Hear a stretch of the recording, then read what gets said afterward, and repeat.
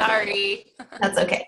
Okay, so today what I wanted to talk about is something that I know that we all have struggled with in the past, might be currently dealing with, and will for sure run into in the future.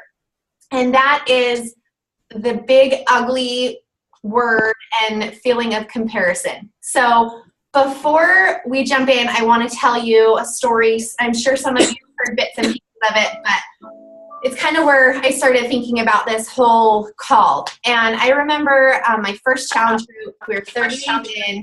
I'd been like working my butt off, eating amazing, and I was so excited because I was feeling good and I was like, I'm going to rock this.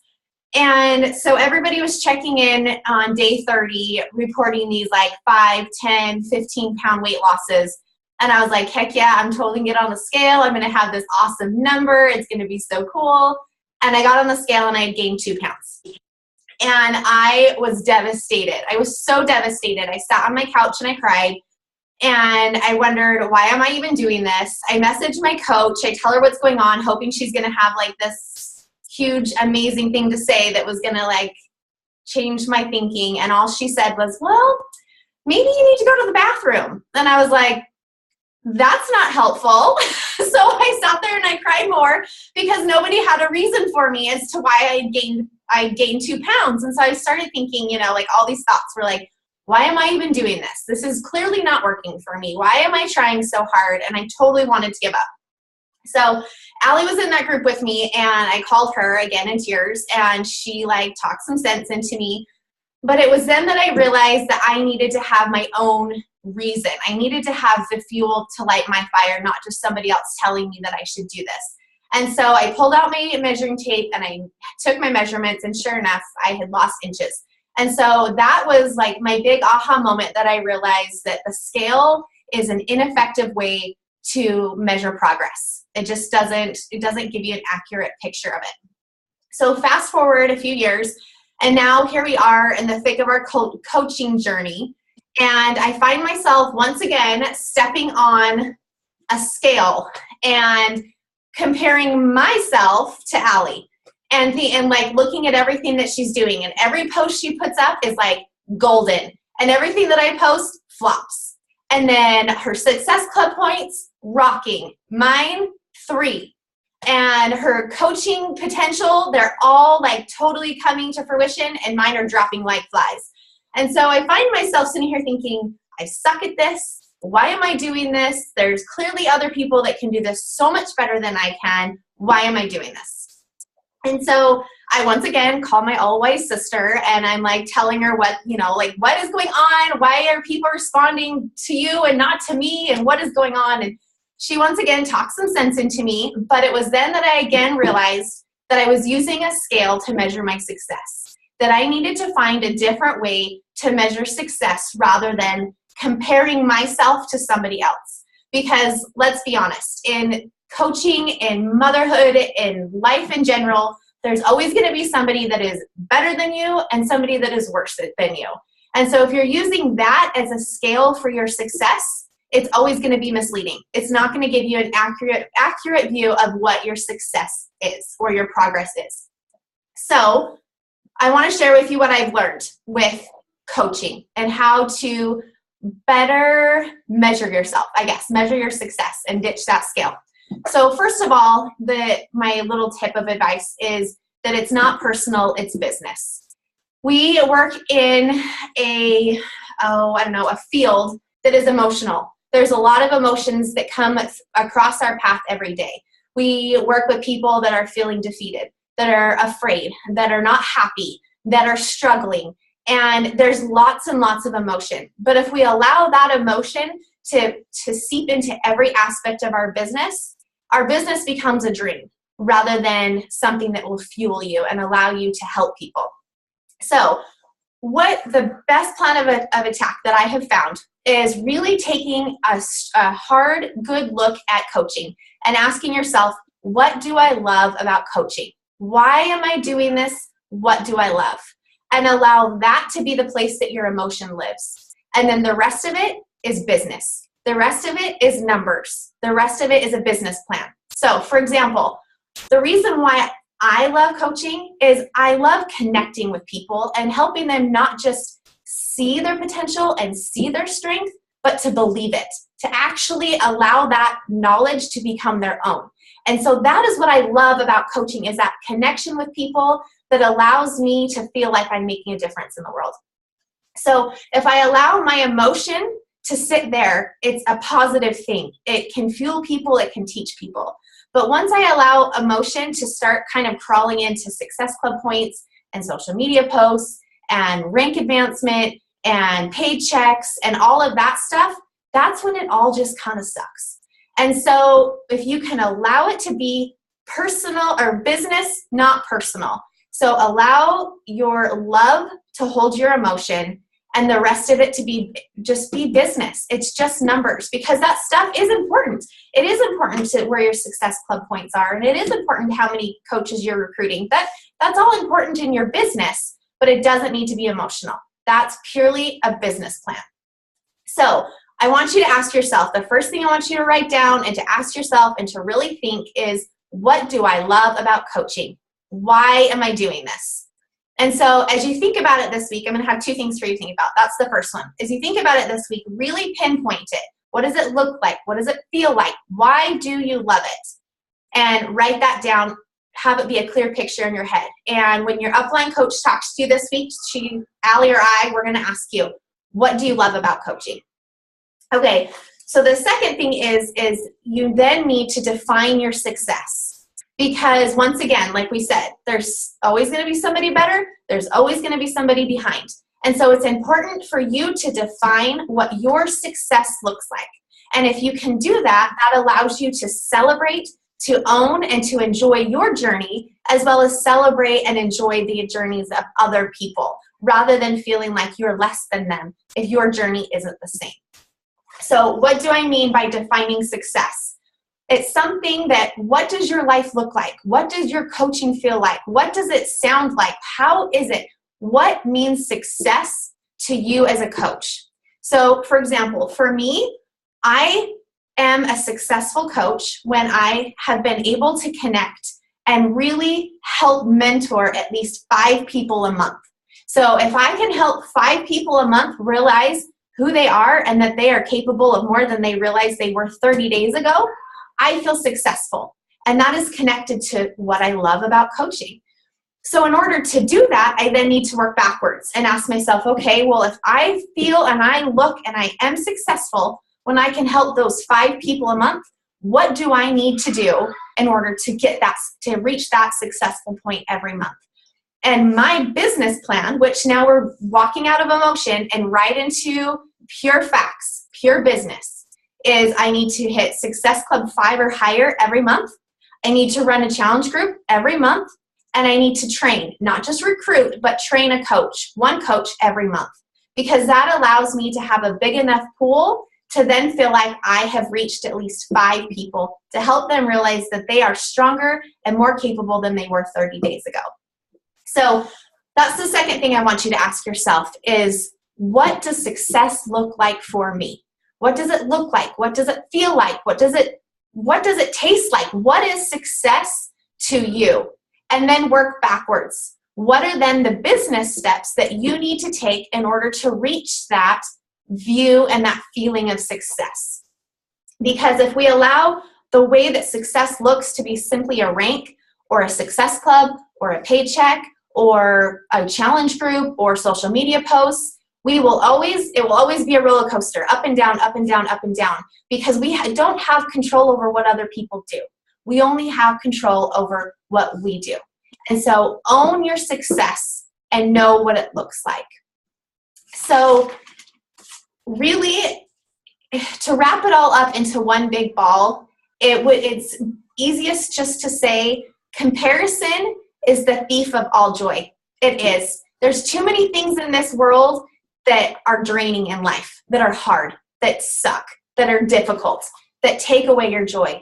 But comparing yourself to somebody else is simply handing your joy over. And there's no reason to do that. There's no reason to hand your joy over. And so we all know that Satan is the father of all lies. He is going to be the one that is there whispering in your ear, you suck, you're not good enough. Other people are better than you. Why are you even trying? He's going to continue to whisper those little things in your ear to try and convince you to be miserable. And none of those are true. All he's trying to do is get you to be miserable because he knows full well that we all need each other, that we are a team, that we are better together than we are on our own. And if once we start comparing ourselves to one another or to other coaches or to challengers or to whoever may be in your circle of influence, once we start comparing ourselves to them, we then remove ourselves from the team and try to go it alone. And we all need each other. Our strengths complement the other weaknesses, and our weaknesses are made up by other strengths. We are a good, solid, strong team. And more than anything, if we can define our own success, it will allow us to enjoy our journey and also celebrate the success of everybody else around us. And not only that, but to find joy, to really enjoy and love and feel fulfilled in what you're doing. And so more than anything, that's what I want you to take away from tonight is, one, it's not personal, it's business. Two, define your success. And three, we are better together than we are alone. And so our one success for one person is a success for the team as a whole. Because honestly, like Allie and I have talked so many times about how incredible this group of women is. Like, we are all from all different walks of life, all different talents, strengths, weaknesses, abilities, everything. And you put us together and we're pretty freaking awesome. So own who you are and love who you are, because that's more than enough. It's perfect. Don't allow that crazy, sneaky, awful, rotten Satan to convince you otherwise, because it's a flat out lie. Because you are enough and you are amazing and you are successful. So that's what I have to tell you tonight. I have been thinking about it all week because you guys are amazing. And yeah, I feel like I've just like preached from a soapbox. So do you guys have any questions or anything that you guys need help with tonight, or guidance or direction? Or Allie, do you have anything to say? I think all of your pointers are like spot on. I think that's everything that I would say. Something that helps me not compare my fitness journey with other people is when I'm tracking my fitness journey. So, if I'm solely focused on checking my workouts off and comparing the reps I had this week to the reps I had last week, if I'm looking inward just at my journey, it's easier for me not to look at everybody else and say, why don't I look like her? Why aren't my results like that person? If I'm focused on always continually improving my own journey. So I think something that's helped, if when you compare it to your coaching journey, that's something that's helped me, is I track my coaching journey. Okay. Just like you would track your food, how much that helps because you see what you're doing and what you're not doing. Tracking like your invites, tracking your posts, tracking, things like that you do as a coach, so you can see, so you can compare what you did last week to this week to yourself, rather than just wondering in general why so-and-so is doing better than you. You need to focus in on bettering your own journey. Does that make sense? I just know that helps me fitness wise. And so I always, if anything helps me on my fitness journey, I just relate it to my coaching journey because they're like the same to me. Totally. So tracking my business and comparing my previous week to this week helps me not compare to other people, because I'm comparing just to myself, if that makes any sense. Totally. I totally agree. There was a group that I was in that they had us track all of our business for 30 days. And I was amazed. It really does make a huge difference if you just write down who you're inviting, when you're inviting, what you're inviting them to, like really tracking it, because it really is eye-opening when you think, oh, I'm inviting all of these people, or I'm connecting with all these people. When you write it down, it's kind of a different story a lot of times. So I totally agree with Allie. That's such a good point. And I think that that's, once again, a non-scale way of measuring yourself, because measuring yourself on a scale, whether it's your fitness journey, your coaching journey, your mothering journey, your business journey, whatever it is, it will always lead to ineffective results and ineffective information, whether for the positive or for the negative.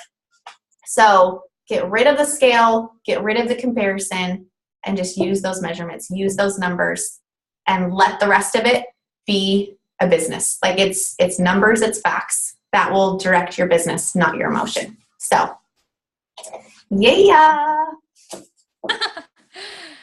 Any All right. questions? Questions, anybody? No, get a stage already, Lacey. Go find a stage somewhere. Practice it, people. Oh, that's good. That's good. You know I struggle with that. That's how I always measure myself based on other people. And I think a lot of that is, corporate world encourages that. And that's a lot of what I don't like about working in an office and working in a company is they want you to see other people around you and compare, like, am I leaving too early? Did I get in on time? Did I get enough new business reports in? That kind of stuff. So that comparison is really hard to break, especially when it is definitely encouraged in the workplace. Whether or not people mean for it to be, it is. So yeah, I think that's just one more thing to like about this business instead. But it's rough. I mean, especially when you feel like you could, part of it I think is the idea that you could learn from somebody else, like what is that person doing that's right, that's going well, like that's how I feel about Stacy sometimes when is she still on here? I like telling her that I look up to her. But that when she's doing all these great things and I'm like, well, I need to know, tell me, what is it you're doing? So, partially I think it's good though to learn from other people, but as long as it's not negative, and not. I think there's a difference between watching people and mimicking people and learning from people, and determining your worth based on that. If you're learning from that, but if you're determining your own like individual worth, right? To that, absolutely, to their journey. But yeah, no, I totally agree with that. I do. I think that's awesome. So that's a good thing to remember. Well, easy to forget. One thing that we heard at Summit, at least I heard it over and over, was this is a business that we are a river, we're not a lake. And so it's all about giving, because it always comes back around. And the more you try and hold on to what you have, like the information or the tips and the tricks and the whatever that you have and not share it with anybody else, you go stagnant. But if you're a river and you're constantly giving, and it will always come back to you. And I feel like that's what I love so much about our team is that it's a constant give. It's a river and so everybody gets what they need. And so nobody goes stagnant. Not even just on our team, but I think Beachbody in general. Everybody's trainings, Melanie Mitro, Scotty Hobbs, all of their trainings are on YouTube that you can watch yourself. It's not like they isolate them just to their own teams, and we're all encouraged to always help each other. In fact, in our next challenge group, we have a coach from a different team that wants to learn how to run better groups. And so we're letting her into our group. And, so I think that's something that has stood out to me from this company from the beginning is that it's not like, you're not like climbing over each other to get to the top. We're like all trying to get to the top together. Does that make sense? Yeah, absolutely. So, most definitely. Yeah. That's awesome. All right. Well, we won't keep you all. We'll let Stacy go to bed because we're keeping her past the pumpkin hour. And yeah, you guys are awesome. You know where we are. Don't forget your questions. We will be asking you this week on your calls. And let us know if you need anything before then. Awesome. Right. Thank you, Lacey. All right. Good night, guys.